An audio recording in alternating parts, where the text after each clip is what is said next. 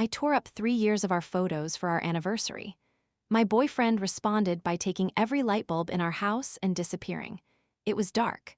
Like not just the curtains are closed dark, but a deep, silent, pitch-black kind of dark. My alarm hadn't gone off. Tuesday morning, 7 a.m., and the world was just off. I fumbled for the lamp on my nightstand, my fingers finding the cold little switch. Click. Nothing. Click, click. Still nothing. God, the power must be out, I mumbled to the empty space in the bed beside me. The silence was the first thing that really felt wrong. Nalen was always up before me. The sound of the coffee machine was usually my real alarm clock. But there was nothing. I slid out of bed, my feet hitting the cold floor, and shuffled towards the living room, my hands outstretched like a zombie in a cheap horror movie. I grabbed the edge of the curtains and ripped them open. And that's when my stomach just dropped. The power wasn't out. The weak morning light crept in and showed me something so much worse. The light bulbs, they were gone. Every single one. The ceiling fixture was just an empty, gaping socket. The tall floor lamp Nalen loved, its head bowed like it was ashamed, was empty too. The little reading light on the bookshelf, the kitchen's spotlights, all of them. Just hollow, dark holes. My phone buzzed from the kitchen counter, the sound making me jump out of my skin. My hands were shaking as I picked it up. One new message. From Nalen. It wasn't a long paragraph, no explanation, just 9 words. Your life is now my house. Darkness is the norm. My mind was scrambling, trying to connect the dots from the man who used to leave little notes in my lunch bag to the one who just plunged my life into literal darkness. How did we get here? 3 years. It wasn't a fling. It was 3 years of building a life, of picking out furniture together, of knowing exactly how he liked his coffee. A little bit of cinnamon, no sugar. Nalen was quiet, not in a shy way, but in a way that felt deliberate. He craved peace. I remember him telling me once, early on, when we were sitting on the fire escape of my old apartment. He said his childhood home was loud, full of shouting matches between his parents that would rattle the walls. My whole life, he'd said, looking out at the city, all I've ever wanted is a quiet place to land. And I thought I could be that for him. I really did. Our Sunday mornings were proof of it, weren't they? Waking up tangled in the sheets, the only sounds being the gurgle of the coffee machine and the soft rustle of him turning a page in his book. That was our quiet place. That was the heaven he sought, and for a while the heaven I found, but I wasn't quiet. I came with baggage, a whole damn shipping container of it. My last relationship ended with me finding out my ex had been cheating on me for almost a year. It didn't just break my heart, it broke my brain. It rewired me into a detective, a codebreaker, someone who was always looking for the lie underneath the truth. That experience taught me to look for clues, and now I couldn't stop seeing them everywhere, even when they weren't there. I trusted Nalen, I did, but there was this ugly, terrified part of me that was always waiting for the other shoe to drop. So I'd poke the bear. Not all the time, but enough. I'd start a little fire just to see if he'd put it out for me. A comment about a girl who liked his Instagram post, a little too much questioning about a late night at work. I saw it as asking for reassurance. He saw it as starting a fight. He hated it. He wouldn't yell back, that wasn't his style. He would just retreat. I remember once I got worked up over an invitation to his friend's wedding because an old ex of his was going to be there. I didn't scream, but my voice got tight, my questions sharp. He didn't argue. He just got this look on his face, like he was shuttering the windows on a house before a hurricane. He said a quiet, "Okay," went into his home office and closed the door. He didn't come out for hours. That was his method. Communication avoidant, that's what my therapist would call it. He just called it keeping the peace. He wanted peace, and I guess I needed noise. I needed the explosion to prove the bomb was real, you know? It was sick, I see that now. God, do I see it now. He'd even told me, flat out, maybe a year ago.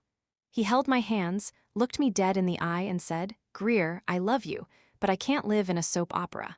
The drama, the chaos, it's the one thing I can't handle.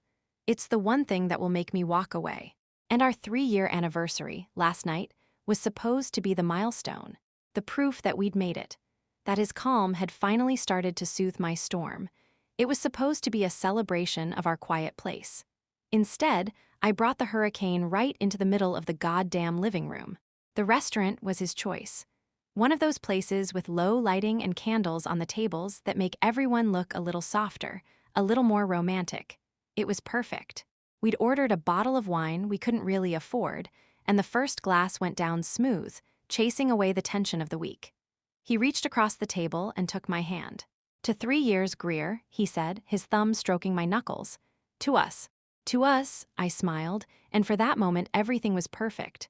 The quiet place was real. We talked about silly things, a stupid movie we'd watched, the neighbor's dog that wouldn't stop barking. It was easy. It was us.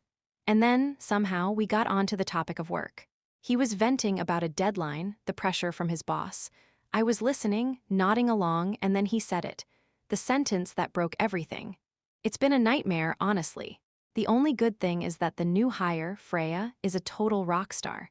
She's picking things up so fast, it's actually been a huge help." Freya. The name just hung in the air between us, ugly and sharp.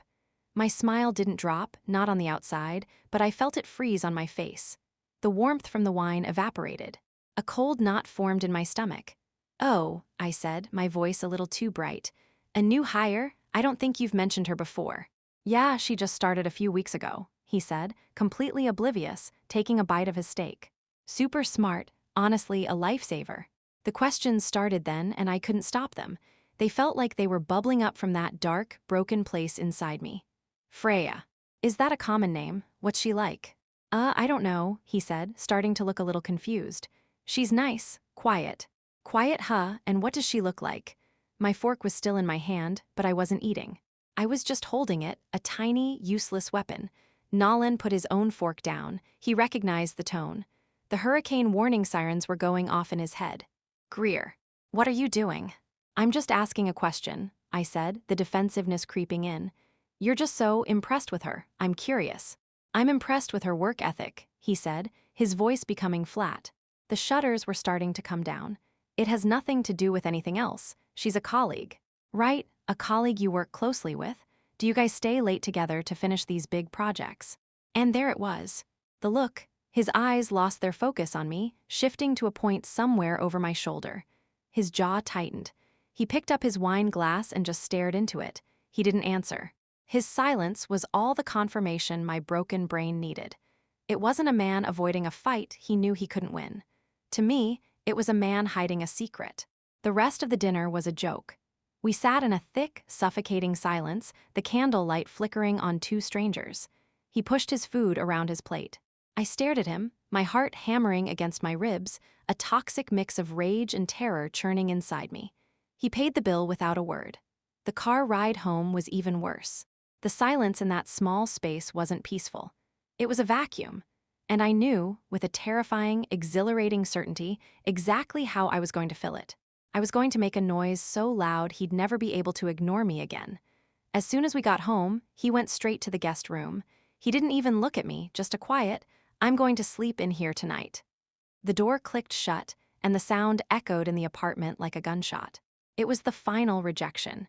He was choosing silence over me, and that's when something in me just snapped. The alcohol was buzzing in my veins, mixing with the poison of my own insecurity. I felt this wild, desperate energy. I needed to show him. I needed him to feel the chaos that was ripping me apart inside. Words weren't enough. Silence was his weapon, so I needed a visual. Something big. Something he couldn't just walk away from. My eyes landed on the printer in our little home office nook. An idea, ugly and brilliant, bloomed in my mind. I sat down at the computer, my fingers flying across the keyboard. I opened the folder labeled us. It was 3 years of memories.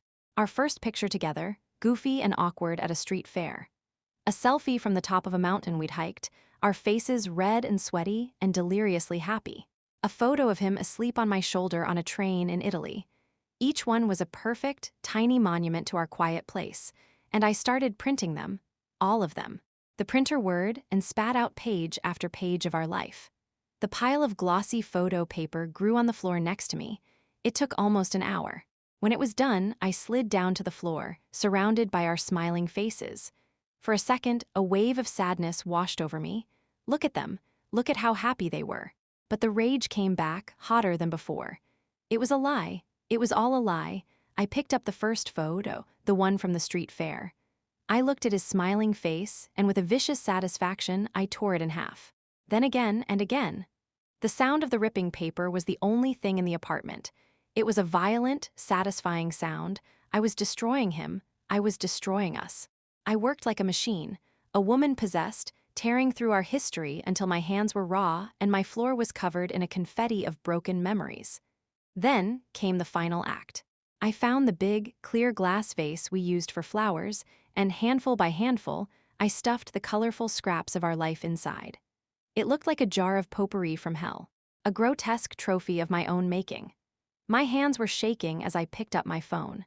I took a short video, slowly circling the vase, making sure the camera caught the torn smiles, the severed hands, the fragmented landscapes. I sent it to him, and then I typed the caption. The 5 words that I thought were so clever, so profound, so devastatingly poetic.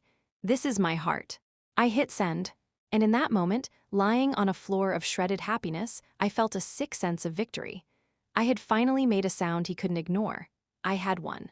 Then I crawled into our bed and fell into a dead, dreamless sleep. That victory felt like ashes in my mouth the second I read his 9-word text message. The cleverness, the poetic justice I'd felt so proud of, it all curdled into pure, stomach-dropping terror. This wasn't him retreating to the guest room. This was something else entirely. This was a response, a move on the chessboard I didn't even know we were playing. My first instinct was to call.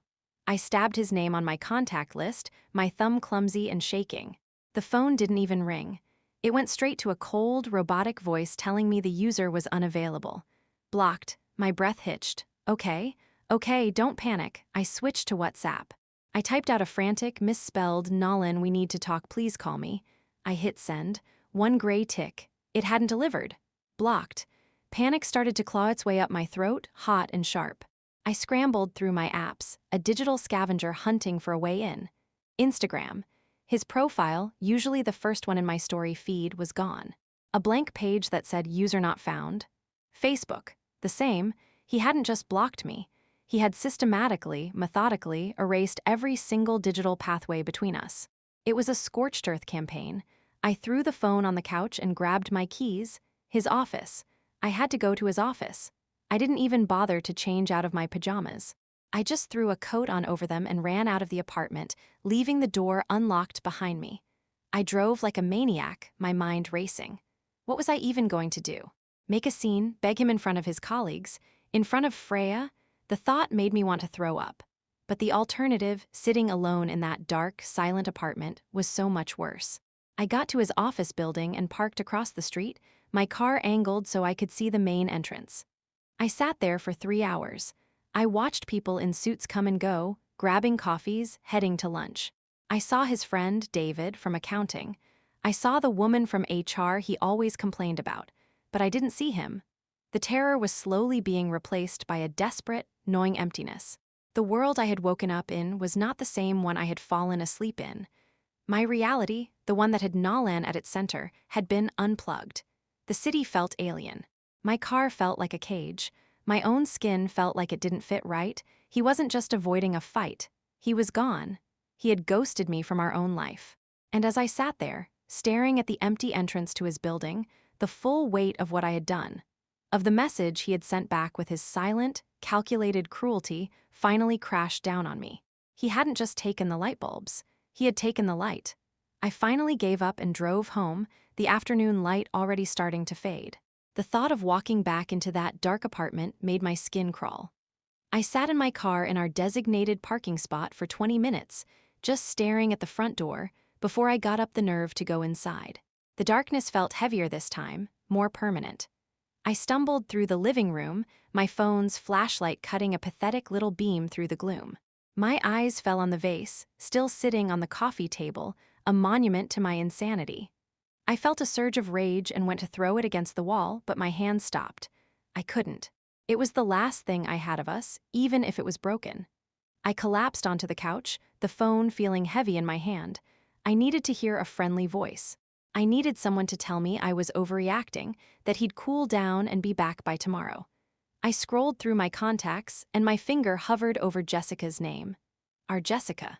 The one who had been there for our first date, the one who helped us move into this apartment. She knew us, she would understand. Greer, what's up? You sound awful, she answered, her voice cheerful and jarringly normal. The dam broke. I started sobbing, a messy, incoherent torrent of words. I told her everything. The fight, the dinner, Freya, the pictures, the vase, the text message, the light bulbs. I just dumped all the ugliness of the last 12 hours onto her over the phone. When I was done, gasping for breath, the other end of the line was silent. It wasn't a comforting silence. It was a heavy, awkward silence that stretched for what felt like an eternity.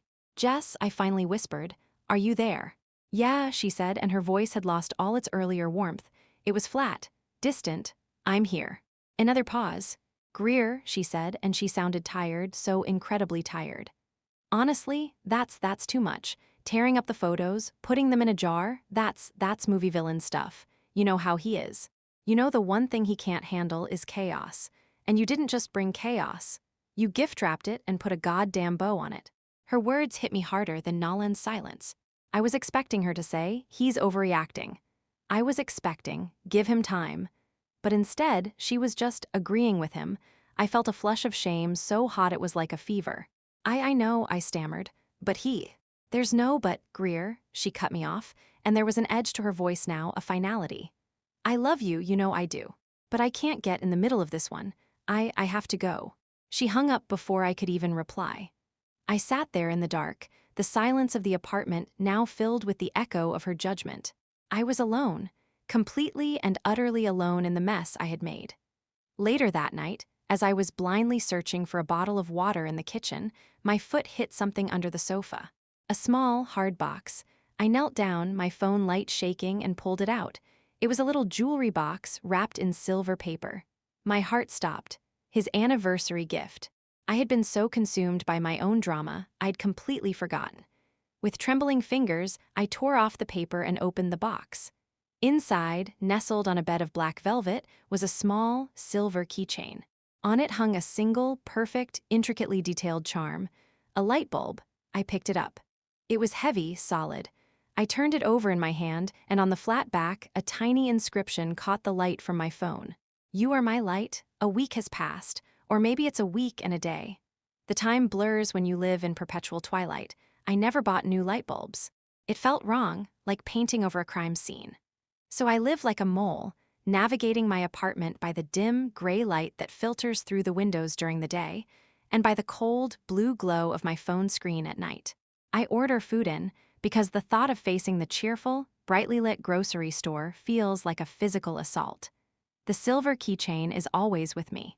I hold it in my hand, the little metal bulb cool against my skin, and I just stare at it.